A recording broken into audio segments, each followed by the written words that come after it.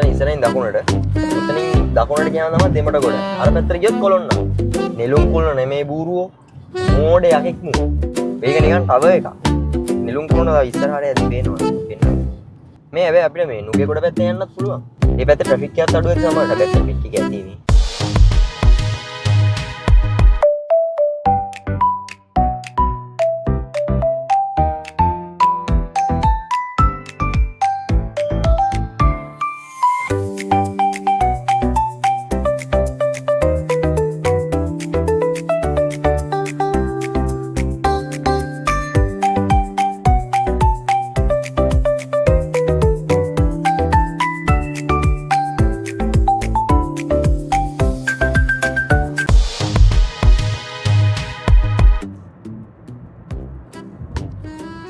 අයියෝ මේ හිමින් යංකෝ පොඩ්ඩක් මේ ෂට එක පොඩ්ඩක් අරින්නකෝ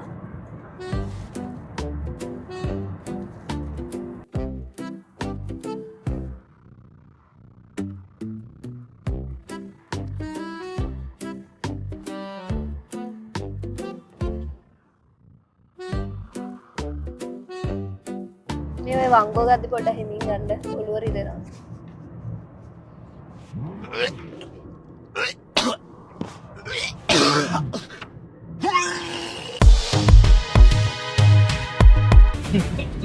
යනදන්න කාලාගන්න යන්නෙත් නෑ මොන මකුලක් අසින් ගන්න නෙමෙයි සිග්නල් දාගෙන හයිවේ යන්න දන්නේ අයියෝ අර බඩ ගන්න මොකද බං හයිවේ විශ්වද බං ෂිට් අම්මට මේ CL 200 2022ද මන් අම්මට අර රැප් එක වාසියට හදලානේ මොඩිෆයි කරනවා නම් ඒ ගන්නවත් කරන්න ඕනේ මං කියන්නේ. උට මොඩිෆයි එකටම යන්නේ නැති වාහනේ වගේ දෙකක් විතර. අම්මට අර ඩිෆෙන්ඩර් එක 2 ටෝන් එක. අනේ මන් ඒක 2 ටෝන් කියන්නේ මම දන්නේ ඇනිවර්සරි මොඩල් එකක්ද උනේ. කොහොමද දන්නේ හරියට. මරුනේ C200 එක. මේ C200 එකට වඩා CL එක තමයි වාසි. මේක නම් මං හිතන්නේ මේ 2021 හරි 22 හරි එක. අම්මට අර ලැම්බෝගිනිය අඩේ